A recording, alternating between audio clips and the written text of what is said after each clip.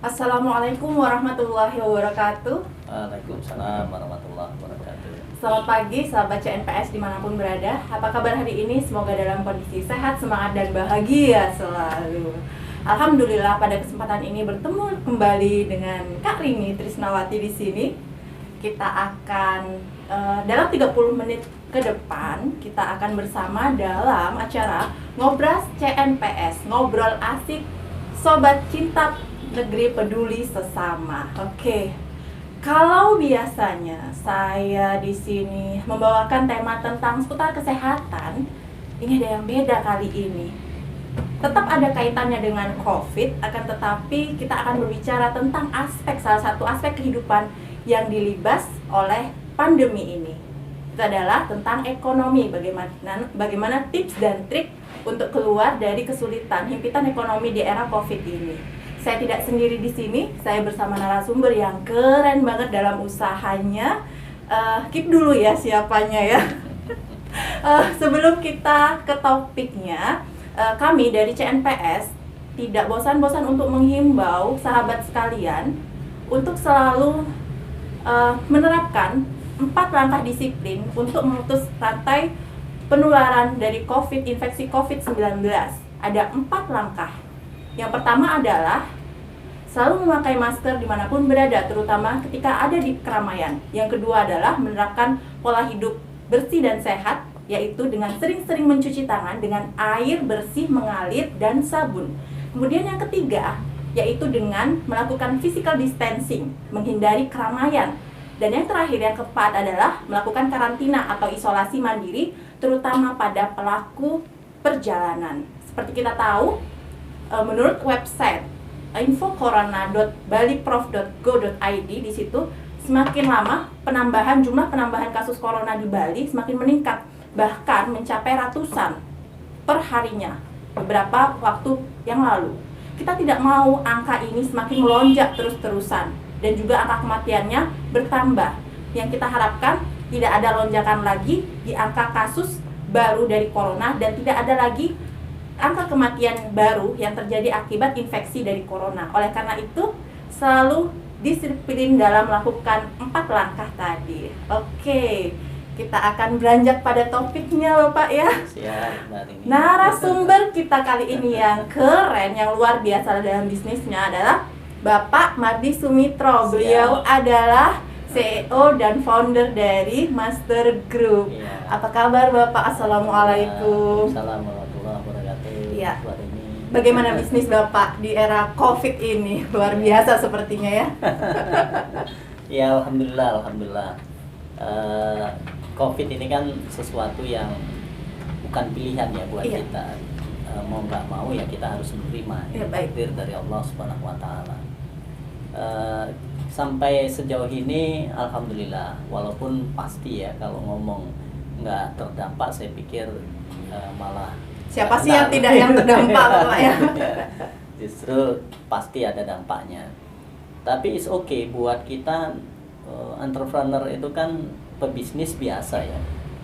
Naik turun dalam bisnis itu ya buat kita itulah iramanya ya, itulah seninya sebagai seorang itulah pebisnis. tantangannya Bapak ya.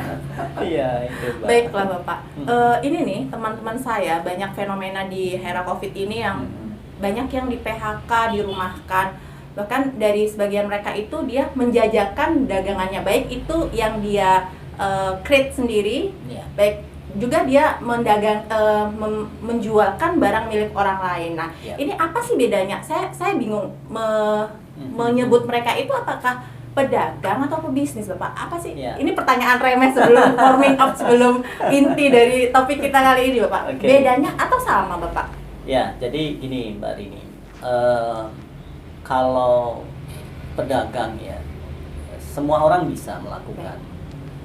Ya, dalam kondisi seperti ini saya pikir menurut saya ini bagus banget gitu. Peluang. Iya, artinya ini kan kita harus siap ya, kita harus survive gitu ya dalam kondisi seperti ini. Gimana caranya kita bisa bertahan, itu poinnya. Gimana caranya tetap menghasilkan kan gitu. Artinya dari sisi karyawan, SDM, ketika perusahaannya sedang sulit, sehingga apakah dirumahkan atau work from home atau bahkan di PHK sekalipun, ini kan sebuah risiko yang harus diambil. Melihat bagaimana perusahaan-perusahaan, saya pikir ini lebih berat gitu. Mereka berat pasti, tapi buat mereka ide-ide yang dilakukan itu saya kira sebuah ide yang patut kita acungi jempol, apresiasi, patut kita hormati, patut kita hargai. Kenapa? Ini saya pikir fenomena yang sangat bagus ya. Walaupun mereka, saya nggak bisa secara menjustifikasi mereka apakah ya pedagang atau pebisnis, tapi kita lihat karakteristik masing-masing ya. Ketika motivasinya jualan, dia apakah membuat produk sendiri atau menjualkan, reseller atau dan lain sebagainya, yang orientasinya ya cari untung ya, bisa untuk uang, ada penghasilan untuk diri sendiri, untuk keluarga. Kalau sebatas ini, saya bisa mengatakan hampir pasti ini adalah mental pedagang. Bagus gitu ya. Paling tidak ya harus melakukan hal ini gitu, untuk menghidupi dirinya dan keluarganya, diri sendiri dan keluarga gitu. Paling tidak membebani orang lain kan gitu ya. Ini kalau saya, dalam pandangan saya, inilah yang disebut pedagang. Memulainya is okay, sama saja gitu. Pedagang, pebisnis atau entrepreneur sama saja. Tapi ketika motivasinya hanya untuk menjual, untuk cari untung, sebatas itu, tidak punya mimpi yang jangka besar, pendek, jangka panjang, menengah gitu ya. Tidak punya obsesi, tidak punya rencana gambaran yang jelas untuk 5 tahun, 10 tahun, 25 tahun mau jadi seperti apa, ya itulah the real pedagang. Nah, kalau pebisnis tuh bagaimana? Ini, kalau pebisnis ini kan lebih luas ya. Kenapa? Karena orientasinya itu tidak hanya sebatas jualan. Iya. Lebih kompleks sepertinya. Complicated gitu ya. Orientasinya itu tidak sebatas cari untung gitu. Baik. Motivasinya bisa jadi beda-beda, filosofinya bisa jadi beda-beda, misinya juga, visinya juga beda-beda. Tapi satu hal yang sama, bahwa para pebisnis, entrepreneur ini adalah mereka ini punya mimpi, jangka pendek, jangka menengah, jangka panjang. Kalau ibaratnya mau buat sebuah bangunan itu sudah dari awal jelas dia mau kemana gitu. Contoh lah yang saya sendiri lakukan ya. Ketika saya mengawali membangun Master Group Indonesia dan Hawa Gym Group, ini 1 Agustus 2001, saya ngawalinya ya seperti layaknya pedagang juga gitu ya. Awalnya dari pedagang juga berarti. Artinya no problem startnya seperti apa, tapi ketika start ini seperti apa mempersiapkannya gitu. Kalau dia hanya orientasinya itu tadi jualan, dapat untung, selesai ya syukurilah. Apakah salah? Enggak, itu pilihan. Tapi buat pebisnis nggak sebatas itu, Mbak. Buat entrepreneur ini dia sangat luas gitu. Awalnya bisa jadi sama, tapi ketika saya mengawali, walaupun saya juga awalnya melayani service door to door gitu ya, alat fitness gitu ya, hasilnya juga kecil banget. 1 bulan hanya, tahun 2001 itu hanya 600.000, 700.000, paling banter 1.200.000-an gitu ya. Itu kan kecil ya. Tapi lihat, saya sudah mimpi 1 Agustus 2004, padahal hanya 3 tahun ya. Saya harus punya aset 100 juta, punya mobil Taruna warna merah, bla bla bla bla dan lain sebagainya. Luar biasa. Gitu. Artinya ini bedanya, pebisnis ini dia nggak hanya sekedar mikirin gimana jualan barangnya laku, dapat untung, nggak sebatas itu. Dia tentang mimpi-mimpi ke depan. Yes, mimpi-mimpi ke depan gitu. Ya, filosofi saya membangun bisnis itu membangun peradaban dengan menebar kebaikan dan memberi manfaat. Luar biasa, Masya Allah. Iya. Inilah sebagai pondasi saya membangun perusahaan, membangun bisnis. Jadi orientasi saya tidak sebatas untuk diri saya dan keluarga gitu ya. Kalau itu saya pikir ya, kalau obsesinya lebih besar, pasti ini kan akan bonus diberikan oleh Allah ya. Tapi ketika kita membangun peradaban, ada perilaku, akhlak gitu ya, attitude. Kalau yang muslim yang menjadi seorang muslim yang kafah gitu ya, kalau yang non muslim, is okay, kita sentuh dari secara yang lebih kompleks gitu ya, yang lebih luas, dari sisi attitude-nya, sikapnya, perilakunya gitu ya. Menebar kebaikan, memberi manfaat ya, selalu semangatnya itu ketika kita membangun perusahaan, gimana ada motivasi menebar kebaikan, memberi manfaat. Baik, luar biasa. Jadi teman-teman yang di sana yang berawal dari pedagang, jangan khawatir bisa nanti jadi pebisnis Pak ya, dengan bisa. mimpi-mimpi ke depannya. Kemudian Pak, sekarang ini kan kita tidak memungkiri bahwa sebenarnya COVID ini adalah ujian bagi kita ya, terutama pebisnis, mungkin ujian kepemimpinan bagaimana bersikap dalam menghadapi krisis ini. Nah, apa sih Pak dampak yang paling real nih terhadap perekonomian, terutama usaha menengah kecil pada masyarakat itu Pak? Apa sih yang dirasakan pada saat ini? Ya, saya pikir ini ujian yang nggak mudah ya. Krismon tahun 98 itu saya sudah mengalami Mbak. Saya juga sudah membangun bisnis ya. Karena saya sudah terbiasa dari SMP sambil jualan, SMA juga kerja sana sini, jualan sana sini, ke pasar, macam-macam lah ya. 98 itu saya sudah tamat SMA, sudah kuliah. Setelah itu saya sudah punya toko, minimarket 3, punya mobil, ya sudah membangun bisnis lah. Rencana mimpi saya 5 toko ketika itu. Dan akhirnya kena krisis itu yang sangat berat. Dolar yang 2000-an menjadi 16.000, 18.000 bahkan itu luar biasa. Itu berat gitu. Dan saya termasuk dampak yang luar biasa terkena krismon gitu. Tapi hari ini saya pikir jauh lebih dahsyat dari itu gitu. Karena krismon 98 itu kan recovery-nya cepat ya. 99, 2000 itu sudah menggeliat lagi gitu, sudah oke gitu.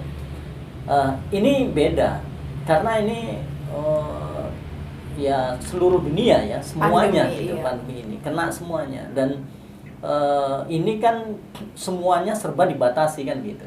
Kalau dulu selain ekonomi juga sosial, juga perdagangan juga semuanya terdampak, sehingga dampaknya luar biasa dahsyat Mbak. Nah, ketika dalam kondisi seperti ini, saya sering mengatakan ini persoalannya ada pada mental pebisnis, mental entrepreneur. Maka kalau mentalnya hanya pedagang, nggak bisa gitu. Pebisnis itu harus punya mental di atas rata-rata Mbak. Rata-rata persoalan utama seorang pebisnis itu ada pada mentalnya. Kalau dalam kondisi seperti ini, dia masih mengeluh, menyalahkan, semacam-macam ya, hal-hal yang negatif, itu dicoret dari pebisnis mungkin. Berarti mentalnya keliru gitu ya, harus diperbaiki dulu Mbak. Nah, pebisnis nggak begitu. Buat pebisnis itu problem is opportunity gitu ya. Iya, peluang. Masalah itu justru peluang gitu. Harus, namanya aja pengusaha ya, mengusahakan. Berusaha. Iya, dari sesuatu yang nggak ada bahkan gitu menjadi ada, menjadi yang sulit jadi mudah. Yang impossible jadi possible. Impossible jadi possible, problem jadi opportunity. Begitu, itulah. Sehingga benar Mbak, artinya nggak banyak. Makanya saya sering mengatakan begini ya, di beberapa seminar gitu saya selalu sampaikan bahwa semua orang bisa jadi pedagang, semua orang bisa jualan. Sekarang kan momennya bagus nih, semua orang jualan. Makanya terakhir ini saya sering menyampaikan di sosmed dan sebagainya, ayo belanja, ayo jualan, ayo sedekah gitu ya. Artinya kenapa? Biar orang banyak belanja, uangnya kan berputar gitu ya. Ada perputaran nyampe kepada Anda, kepada saya, kepada kita semuanya gitu. Nah, jadi pedagang ini semua bisa, tapi ketika untuk jadi entrepreneur itu hanya sedikit yang bisa Mbak. Kenapa? Karena ini persoalan mental gitu. Ini persoalan penguatan spiritual quotient gitu, emotional quotient. Intellectual quotient buat saya udah lewat. It's okay, itu apa ya, enggak ya tidak penting, tapi bukan fundamental, bukan sesuatu yang sangat penting gitu. Yang penting itu justru adalah mentalnya. Baik. Itu. Jadi ya hati kita harus besar gitu.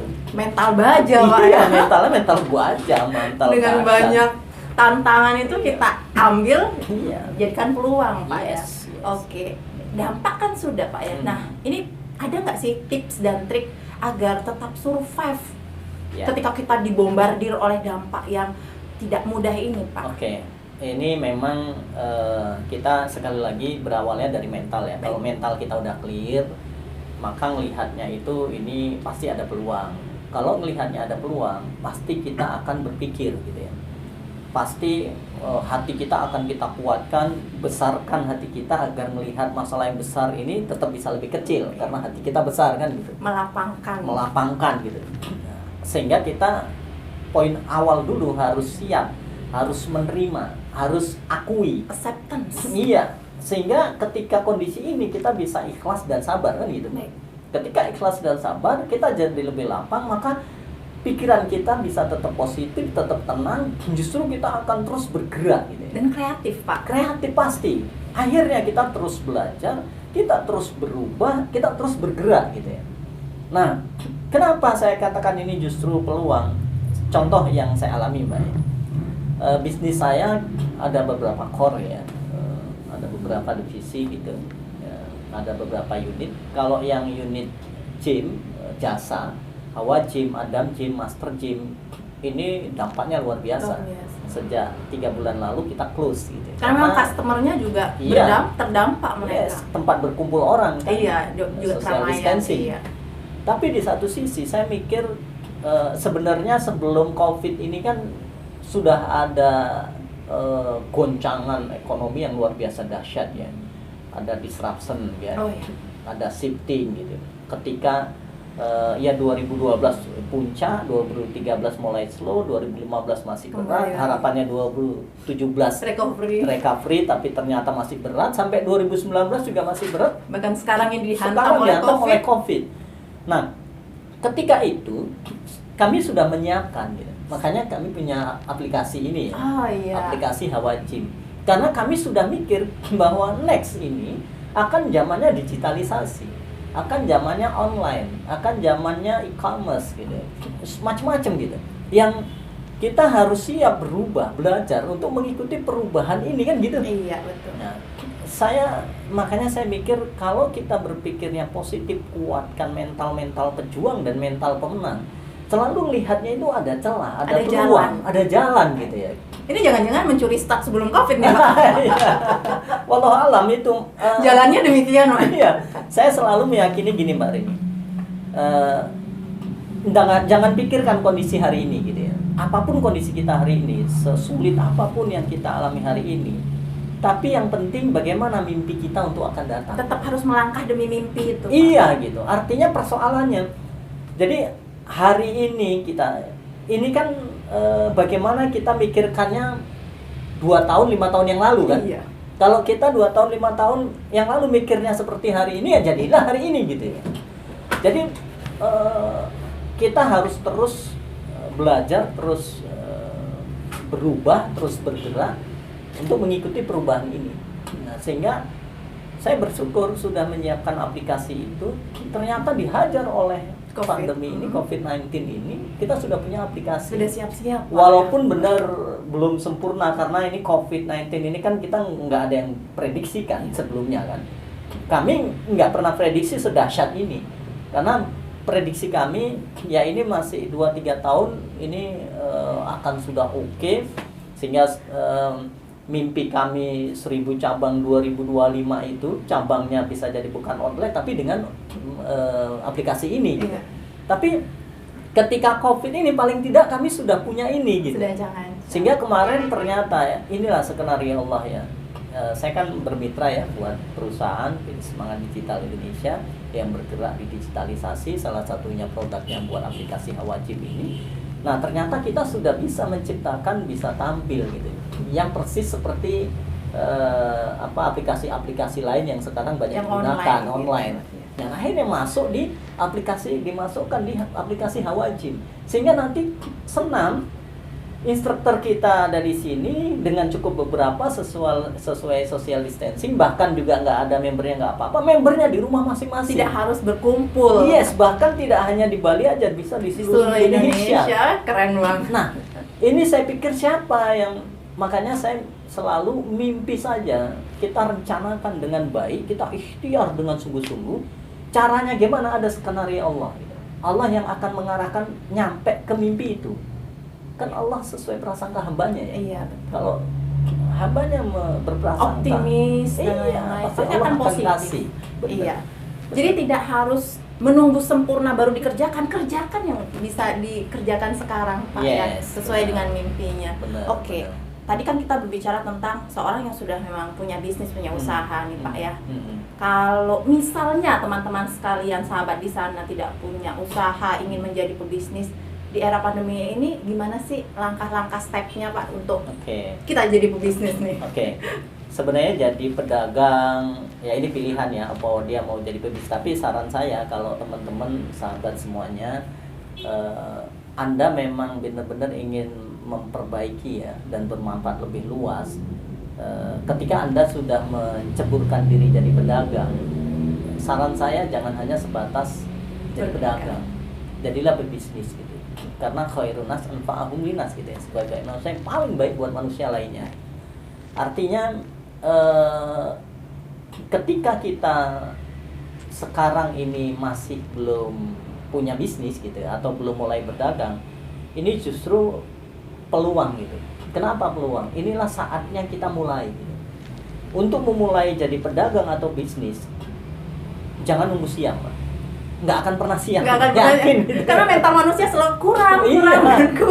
Nggak pernah siap. Kalau ditanya siap gitu ya, ada aja alasan. Saya nggak punya modal, saya nggak punya apa namanya bakat jualan, bakatnya membeli aja. Saya macem-macem lah ya. Waduh, saya sulit ngomong, saya tidak banyak hal gitu ya. Iya. Kalau masih seperti ini nggak pernah bisa mulai. Itu kapan mulai? Ya sekarang gitu. Dari mana? Dari dimana Anda bisa mulai sekarang. Ngomong nggak punya uang, nggak punya modal. Saya paling jengkel ya kalau misalnya ada orang mau berdagang, mau bisnis, ditanya ngomong modal itu selalu identik uang. Nah ini kan masalahnya kan mindset kan. Kalau orang ngomong mau usaha nunggu ada uang, ya semua orang bisa kan gitu. Jadi kaya raya dulu baru. Iya. Jadi ya nggak pernah mulai gitu. Terus gimana caranya? Banyak hal, apalagi sekarang kan zamannya online ya, zamannya digitalisasi, semuanya bisa dengan mudah. Barang itu udah ada Mbah Google dengan mudah untuk cari barang di mana, bisa di YouTube, bisa Instagram, bisa di Facebook, bisa di mana-mana. Cari barang, bahkan temen pun di WA bisa tanya, punya barang nggak? Oh saya punya, oke saya bantu jualinnya, berapa persen? Wah, banyak sekali cara untuk bisa jadi pedagang, Mbak. Makanya saya justru kadang kalau merenung itu bersyukur ya, tetap bahwa ini berat, ini ujian, tapi di sisi lain pasti ada hikmah luar biasa yang Allah berikan kepada kita. Artinya Indonesia ini kan persentase pengusaha, pebisnis itu kan masih kecil, Mbak. Ya main di 1,8, ada riset yang bahkan 1,2, paling tinggi 2,4 atau 2,6 gitu. Jauh masih dari 3%, 4%, 6%, dan disebut biar negara maju. Negara maju salah satu ukurannya adalah pengusahanya ini dibandingkan dengan jumlah penduduk paling nggak harus 6%. Bagus kalau 8% kan gitu. Nah artinya bahwa di Indonesia ini masih butuh banyak para pengusaha gitu. Kalaupun misalnya oke, saya nggak milih jadi pengusaha karena berat, nggak siap, saya mau jadi pedagang aja, is oke, nggak apa-apa. Mau jadi, ada yang jadi pedagang, jadi pengusaha gitu. Tapi yang jelas bahwa ini kita harus rame-rame agar semakin banyak pengusaha sehingga akan menjadi lebih baik gitu. Terutama dalam kondisi COVID-19 ini. Jadi ini momen sebenarnya yang tadi orang ngomong saya nggak punya keberanian, nggak punya modal, nggak bakat jualan. Itu akhirnya kan terhempas semua dengan kebutuhan kan, Pak? Karena kepepet itu. Iya, kan nggak ada alasan dia ngomong nggak punya uang, nggak punya modal, nggak bisa jualan. Sekarang semua orang jualan. Saya seneng itu kalau ada di grup-grup, udah Rame buka buka aja, jualan lapak. aja, tiap hari jualan gitu. Kan nggak pernah terjadi kan momen sebelumnya, Iya, seperti sebelumnya. marak hari ini kan, semua orang pada jualan kan gitu. Ya karena dia di PHK atau dirumahkan atau pendapatan menurun atau dan lain sebagainya lah, apapun alasannya, tapi itu positif sehingga semakin banyak orang jualan. Nah, hanya kuncinya satu, Mbak. Eh, harus siapkan untuk ke digitalisasi. Jadi kalau hanya sebatas ya lain, kalau memang pilihannya mau jadi pedagang saja ya, mau jualan cari untung, tapi kan capek ya. Banyak kan saudara-saudara kita yang 5 tahun, 10 tahun, bahkan 25 tahun dari dulu sampai Ya, sekarang begitu-begitu saja. kan. Mohon maaf, kita nggak nyalahkan itu kalau itu jadi pilihan. Cuman maksud saya kalau itu bukan pilihannya, maka perbaikilah mindsetnya. Karena peluangnya masih sangat besar gitu.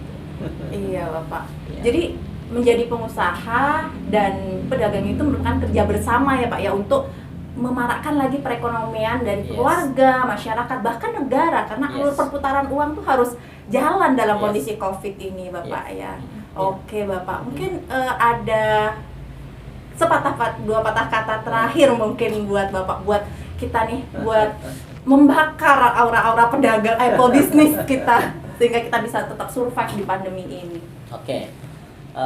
Sahabat semuanya, bahwa dalam kondisi seperti ini yang paling penting jangan sampai dalam pikiran kita, dalam hati kita, ucapan dan perbuatan kita itu hal-hal negatif.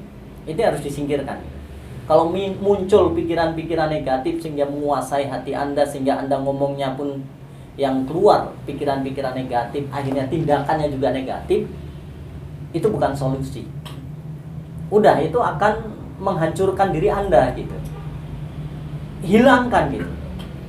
Cari teman, cari sahabat yang dalam kondisi solid seperti ini, yang tetap dalam optimisme gitu, dalam berpikir positif, hatinya besar, ngomongnya selalu yang positif, tindakannya juga positif. Kalau ini bisa dilakukan, saya yakin hasilnya nanti akan positif, hasilnya akan baik gitu. Akan menghancurkan diri Anda ketika kita mengeluh, kita merasa berat, merasa sulit, dan ini kan udah hal yang pasti, semua orang mengalami kok gitu ya. Bukan Anda saja, bukan saya saja, kita semua gitu. Jadi ya sudah cukup, ini sebuah fakta yang harus diakui, nggak boleh pura-pura nggak ada gitu ya. Sehingga kita bisa tetap semangat dalam kesabaran dan keikhlasan, tapi terus mencari cara untuk mewujudkan mimpi Anda. Itulah tipe pemenang. Tapi kalau selalu mencari alasan bahwa saya nggak bisa, itulah pecundang ya. Banyak orang nggak mau disebut pecundang, tapi secara nggak sadar dia mengarahkan pikirannya menjadi seorang pecundang. Sementara semua orang pengen jadi pejuang dan pemenang, tapi nggak sadar dia menjauhi dari pola pikir itu, jiwa itu, omongan itu, dan tindakannya itu. Maka mari terus berjuang dengan penuh semangat. Saya yakin karena itu sudah Allah berikan kepada kita, setelah kesulitan pasti akan ada kemudahan. Udah pegang teguh ini, dan Allah sesuai prasangka hamba, itu sangat saya yakin.